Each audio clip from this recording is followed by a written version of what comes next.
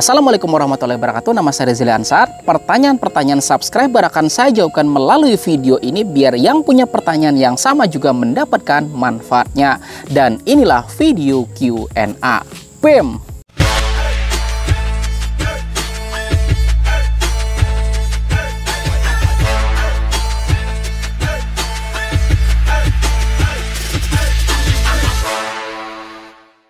Sebagai informasi bahwa video Q&A adalah video yang fokus untuk menjawabkan pertanyaan-pertanyaan subscriber. Dan semua pertanyaan ini saya ambil dari kolom komentar video-video di channel ini.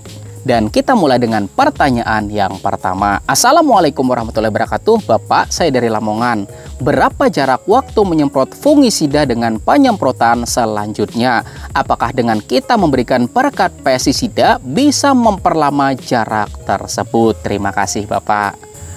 Oke, soal jarak ya sahabat tani, itu semua tergantung dari tujuan aplikasi kita. Apakah itu sebagai fungisida protektif atau sebagai langkah kuratif gitu ya sahabat tani. Dan saya sudah pernah bahas ini pada video yang ini. Protektif adalah langkah perlindungan, sedangkan kuratif adalah langkah penyembuhan karena memang ternyata pada areal pertanaman Anda ini tuh ternyata sudah ada serangan di dalamnya. Jadi keduanya itu beda loh ya sahabat tani. Untuk langkah protektif maka Anda bisa berikan seminggu sekali atau misal barengan sama aplikasi pupuk daun misalnya. Sementara kalau untuk langkah kuratif nah itu bisa lebih singkat lagi gitu ya sahabat tani. Artinya bisa diaplikasikan antara 3 sampai 4 hari sekali. Kemudian pertanyaan soal perekat pestisida bisa nggak memperlama jarak penyemprotan ya nggak? Nah mungkin ya sahabat tani lebih pada mempertahankan keberadaan pestisida biar nggak banyak yang terbuang. Dan ini adalah contoh perbandingannya. Nah ini adalah tanpa perekat pestisida. Dan ini dengan menggunakan perekat. Nah, bedakan ya sahabat tani. Maka dengan aplikasi perekat di sini bisa membantu merekatkan dan juga menempelkan pada permukaan daun tanaman. Lalu mungkin apakah artinya bisa memperlama jarak? Ya nggak sahabat tani? Jawabannya bisa jadi iya kayak gitu loh. Karena larutannya lebih bisa menempel pada permukaan daun dan artinya juga bisa memperlama dari jarak penyemprotan selama beberapa hari gitu ya sahabat tani. Tetapi soal perekat di sini mungkin saya mau nitip pesan gitu loh buat Anda semuanya. Tolong gitu loh tanaman yang besok atau lusa mau dipanen, tolong ya sahabat tani lebih baik tidak dilakukan penyemprotan. Kenapa? Karena bakal berisiko memasukkan residu pada buah yang mau Anda panen kayak gitu ya sahabat tani. Apalagi misalnya penyemprotan itu ditambah dengan perekat, ya bisa lebih menempel lebih lama gitu ya sahabat tani dan pada akhirnya jadi zat karsinogen yang berbahaya bagi kesehatan kayak gitu loh. Pertanyaan yang kedua, izin bertanya Pak PPL, merek sprayer yang paling bagus menurut Anda apa? Nah soal merek gitu ya sahabat tani, kebetulan saya itu nggak begitu fanatik kok soal merek. Yang penting bagi saya itu adalah fungsinya kayak gitu loh. Dan pertimbangan kalau Anda mau beli sprayer pestisida itu pertama cari yang harganya lebih ekonomis tetapi fungsinya masih sama kayak gitu ya sahabat tani. Kemudian juga yang kedua dan ini yang paling penting loh ya sahabat tani, yaitu cari keluaran yang paling terbaru dibanding dengan merek tertentu tapi ternyata keluarannya lama kayak gitu ya sahabat tani. Alasannya yang namanya sprayer itu kan ditenagai sama aki ya enggak, dan makin lama aki tersebut apalagi nggak dicas dibiarin di gudang gitu aja kayak gitu loh, maka apa yang bakal terjadi bakal berpengaruh sama umur akinya ya enggak. Artinya kalau bisa cari yang keluaran terbaru atau merek tertentu yang ternyata versinya lebih baru kayak gitu ya sahabat tani. Oke. Pertanyaan yang ketiga. Assalamualaikum warahmatullahi wabarakatuh. Saya petani padi. Apakah pupuk Jakaba bisa diberikan untuk tanaman padi? Terima kasih. Nah, bisa ya sahabat tani. Pada dasarnya Jakaba bisa diaplikasikan pada semua tanaman. Tetapi kayak gitu loh saran saya kalau untuk padi lebih bagusan mending bakteri fotosintesis atau kombinasi antara PSB atau bakteri fotosintesis dengan Jakaba. Alasannya karena padi lebih dominan disemprotin ya enggak, dan yang disemprotin itu pupuk organik cari yang paling bagus adalah bakteri fotosintesis.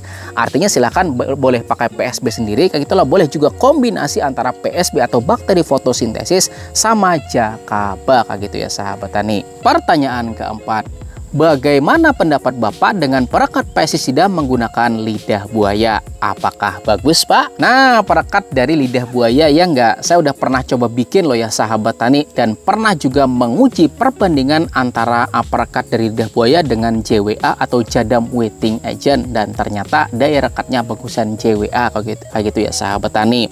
Tetapi ini ada tapinya loh ya sahabat tani, nggak serta-merta juga kalau yang berbahan dari lidah buaya itu nggak bagus. Bagus kok ya sahabat tani, karena kalau kita fermentasikan menggunakan bioaktivator tertentu, maka lama-kelamaan lidah buaya tersebut mungkin bakal merekatkan dan juga bahkan menambahkan nutrisi yang kita berikan pada tanaman kita gitu ya sahabat tani. Oke, pertanyaan yang kelima, apakah serutan kayu bisa dimanfaatkan sebagai pupuk? Nah, ini pertanyaan soal serutan kayu yang nggak dijadikan sebagai campuran pupuk. Maka jawabannya bisa loh ya sahabat tani, sebagai campuran bahan kompos. Caranya kita fermentasikan yang ditambahin bahan-bahan misalnya kayak ada jerami padi misalnya, kemudian eceng gondok, sisa-sisa tanaman yang udah nggak kepake gitu loh, daun-daun tanaman yang kita pruning kayak gitu ya sahabat tani, kita campurkan, kemudian kita fermentasikan selama kurang lebih 60 hari. Maka setelah 60 hari kemudian maka bakal jadi pupuk organik padat yang siap disebarkan pada lahan pertanian kita kayak gitu.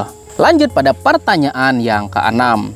Apakah bakteri fotosintesis bisa diaplikasikan pada pohon durian berumur puluhan tahun, dan berapa dosis pupuk bakteri fotosintesisnya? PSB atau bakteri fotosintesis untuk tanaman keras ya enggak? Kebalik loh sama yang padi tadi. Nah, untuk tanaman keras mending pakai Jakaba atau kombinasi antara PSB dan juga Jakaba.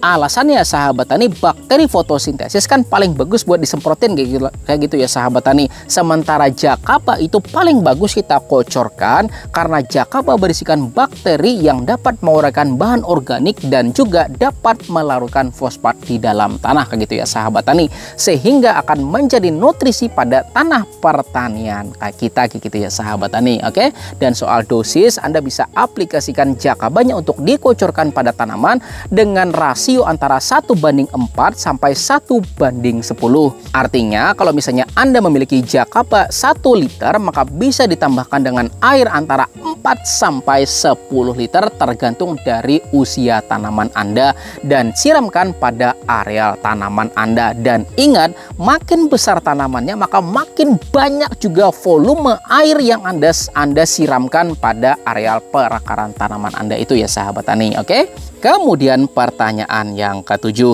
izin nanya Pak PPL, apakah semua pupuk daun bisa dimix dengan asam amino saat aplikasinya?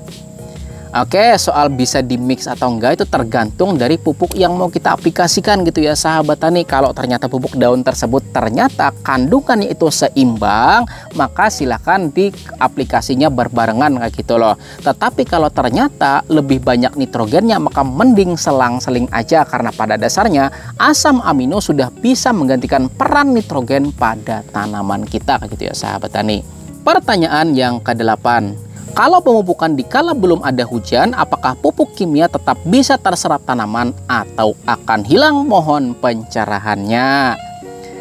Nah, maka kemungkinan terserap atau tidaknya itu tergantung dari beberapa faktor gitu ya sahabat tani. Pertama, masih ada nggak sih air cadangan pada areal pertanaman Anda kayak gitu loh. Kalau misalnya ada, maka kemungkinan akan terserap yaitu masih ada kayak gitu ya sahabat tani. Tetapi kalau ternyata nggak ada dan Anda cuma ngandelin sama embun yang jatuh pada areal pertanaman Anda, maka saya kira bakal banyak yang hilang gitu ya sahabat tani. Makanya alangkah baiknya metode aplikasi pupuknya itu kita sesuaikan gitu loh. Pada saat jarang terjadi hujan, maka bisa dengan metode pengocoran. Kalau ternyata sering banget terjadi hujan di tempat Anda, maka aplikasinya bisa dengan banyak atau minimal dengan penaburan di areal perakaran tanaman kita gitu ya sahabat tani. Oke, mohon maaf ya sahabat tani karena kemarin ada gangguan audio, maka videonya kita lanjut hari ini dan kita lanjut pada pertanyaan yang ke-9. Apakah kalau menggunakan koman sebagai pupuk berbahaya mengingat ada bakteri E. coli yang berbahaya? Nah, soal berbahaya atau tidaknya ya sahabat tani tergantung kita tuh bagaimana memperlakukannya. Kalau misalnya habis timba kemudian siram ke tanaman, maka saya yakin itu mungkin akan sangat-sangat berbahaya. Tetapi kalau sudah diberikan perlakuan, misal difermentasi terlebih dahulu menggunakan bioaktivator tertentu, tentu bakalan dapat menekan keberadaan dari E. coli tersebut. Artinya, resiko tersebut bisa lebih kita minimalkan. Menurut Salsabila dalam jurnalnya berjudul Isolasi dan Uji Antagonis Bakteri Asam Laktat dari Tape Pisang Kepok terhadap E. coli, bakteri asam laktat memiliki kemampuan menghambat pertumbuhan E. coli dengan rata-rata zona penghambatan 4,33 sampai 6,00 mili. Artinya dengan adanya perlakuan khusus, maka resiko-resiko itu bisa kita lebih minimalkan lagi, ya enggak?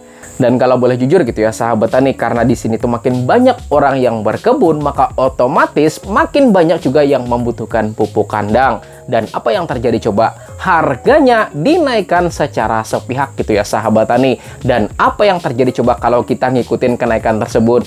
Maka otomatis biaya produksi kita bakalan bengkak, ya enggak? Maka otak harus mikir gitu ya sahabat tani, sumber daya apa yang bisa kita manfaatkan buat mengurangi dan juga meminimalkan biaya produksi seminimal-minimalnya gitu ya sahabat tani.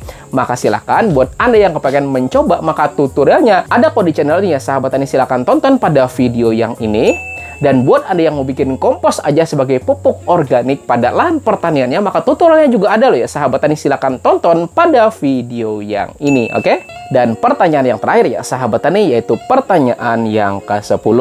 Apakah semua bioaktivator bisa diaktifasi? Nah, saya suka ya sahabat tani pertanyaan ini, apakah semua bioaktivator itu bisa kita lakukan aktivasi? Maka jawabannya harusnya bisa gitu ya sahabat tani. Karena logikanya tuh gini, bioaktivator yang dijual di pasaran itu sudah dilakukan proses dormansi sehingga bisa disimpan dalam jangka waktu yang lebih lama. Dan bayangin coba, kalau misalnya tidak didormankan misalnya, maka ketika bioaktivatornya itu aktif dan kemudian cadangan pada makanan di dalam botolnya itu terbatas, dan ketika habis maka apa yang terjadi coba? Maka lama-kelamaan mikroorganismenya bakal kekurangan makanan, ya enggak? Dan lama-kelamaan populasinya jadi berkurang. Makanya harusnya dilakukan proses dormansi dulu. Dan setelah kita mau memakai, harusnya kita lakukan aktivasi dulu menggunakan rumus yang sudah pernah kami uji coba, yaitu 1, 1, 1, dan juga 18, di mana satu bagian ini adalah bioaktivatornya, kemudian satu bagian ini tuh adalah